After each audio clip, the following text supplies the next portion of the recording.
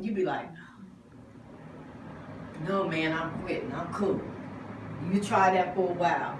Next thing you know, somebody else calling. Next thing you know, you go over to somebody's house, smoke all in your face.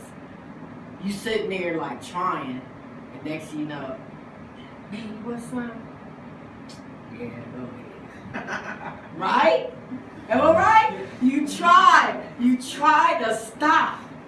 But there's this, and the enemy, he keeps it stirred up too. Man, the quicker, if like when things start going right for you, he gonna try to send something in there to mess it up. That's his job. He's good at it. He knocked Adam and Eve right off the throne. So the only way that you can combat him, and that's why we're here, is Jesus Christ.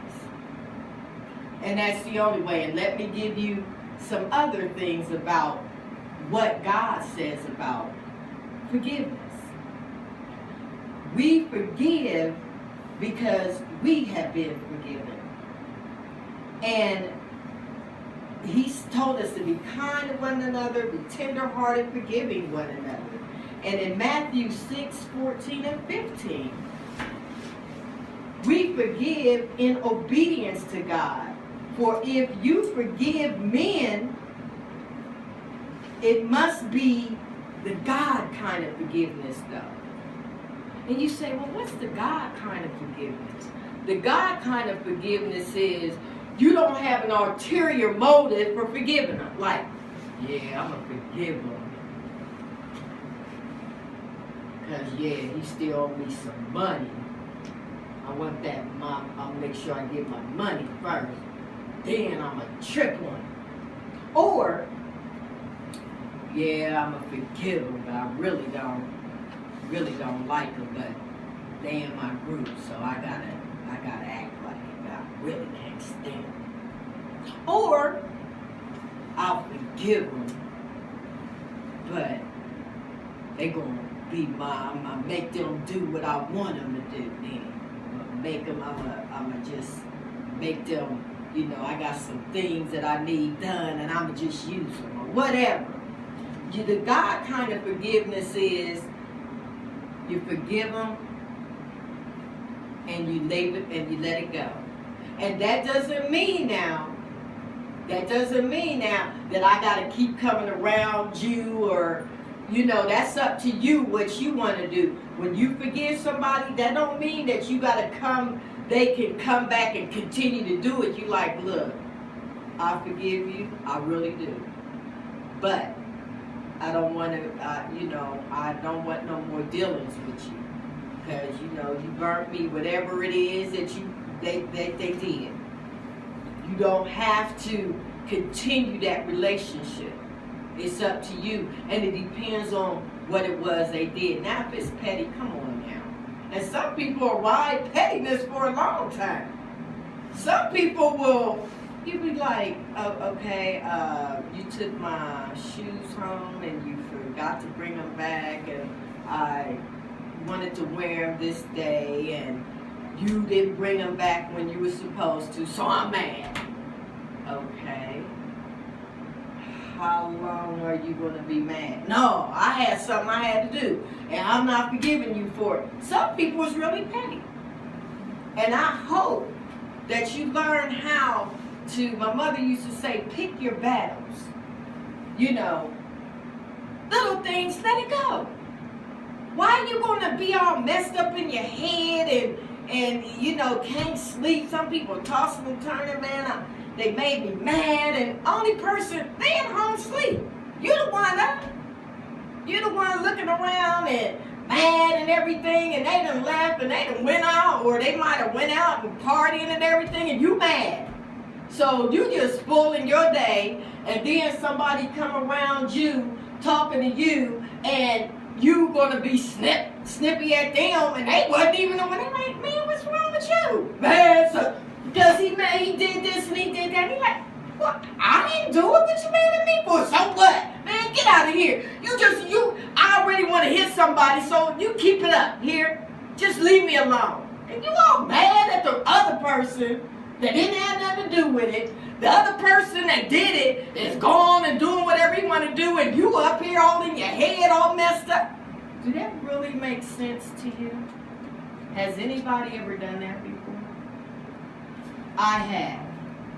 Okay, y'all are more perfect than me.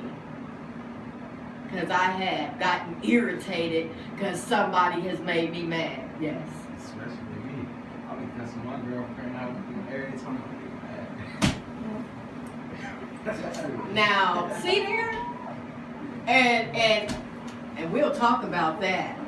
But that's what I'm saying. The person that didn't do nothing to you, she gonna make you mad. You gonna get snippy at her. Then y'all gonna fuss. And then most likely, I know I'm a female. If somebody was cussing at me, that would be making me feel all bad. No wonder a lot of these girls got low self-esteem and everything. Listening to guys fussing and cussing and acting crazy with them. See, don't let stuff get all in your head.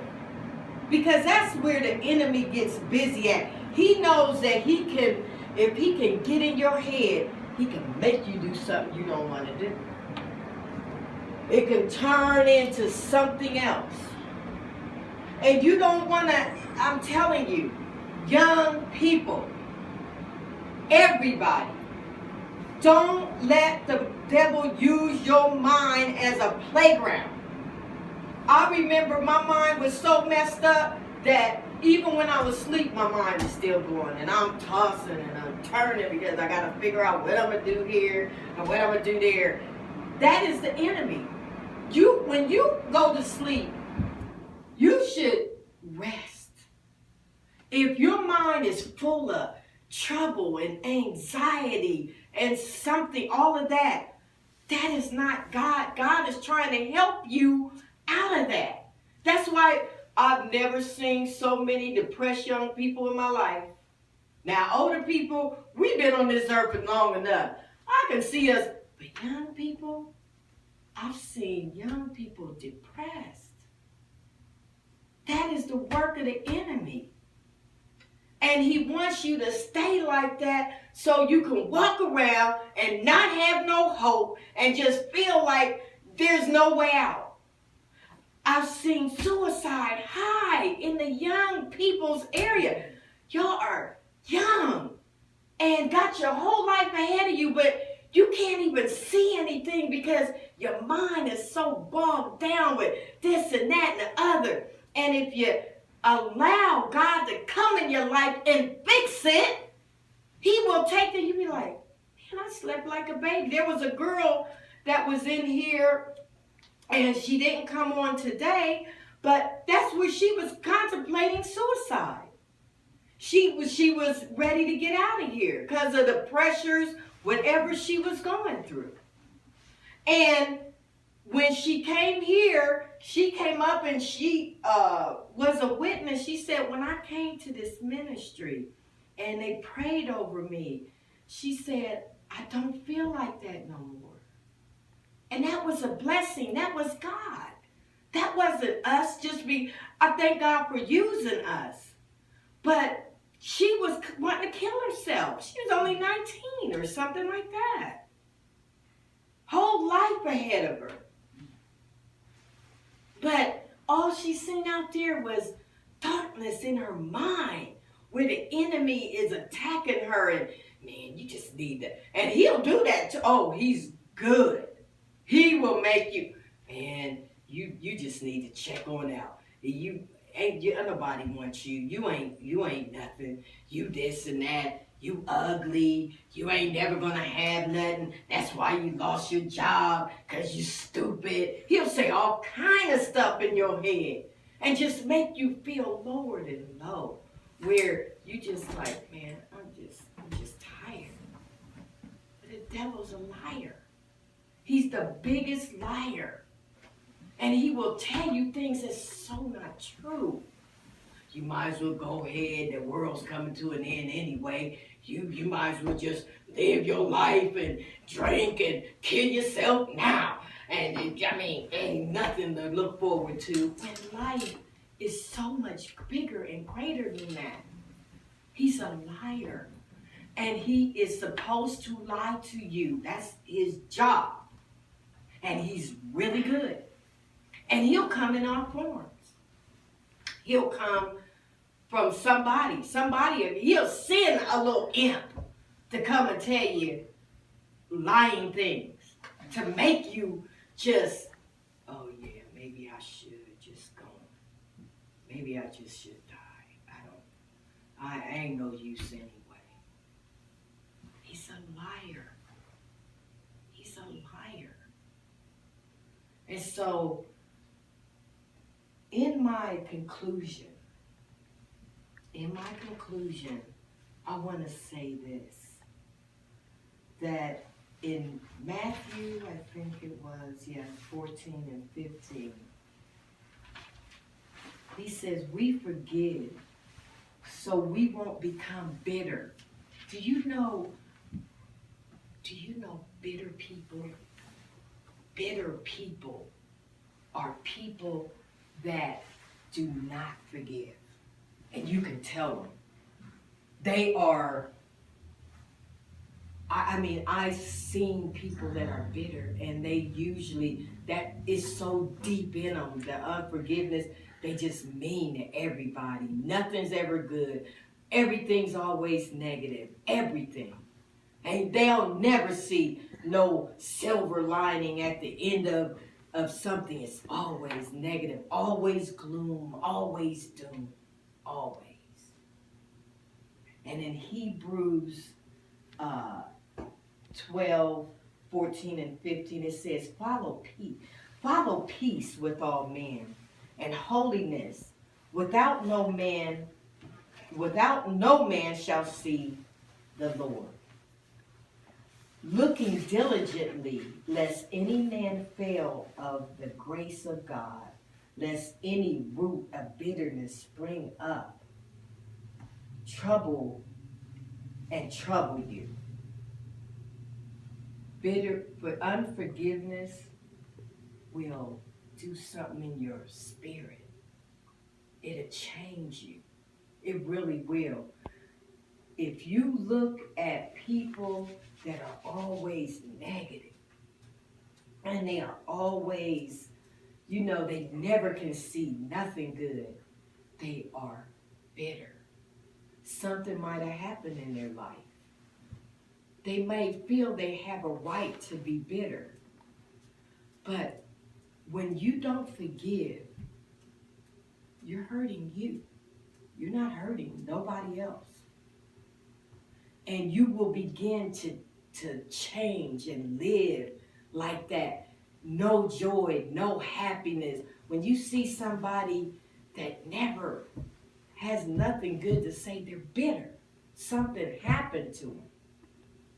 And they need the Lord to help them. And in my closing, and this is the biggest, in Luke 23:34, it says, then said Jesus, Father, forgive them. They don't know what they do. Now, mind you, and I want to take y'all through this. They nailed him to the cross, put big old nails in his hands, just like this on the cross. Hands like this. Nailed the nail into his hands. But before he got there, they had beat him so bad that they said it was just so much blood making his way to the cross. They spit on him. They laughed at him. All of this they did because they hated who he was. This man did nothing but do good. Heal people, pray for people, talked about peace, talked about love.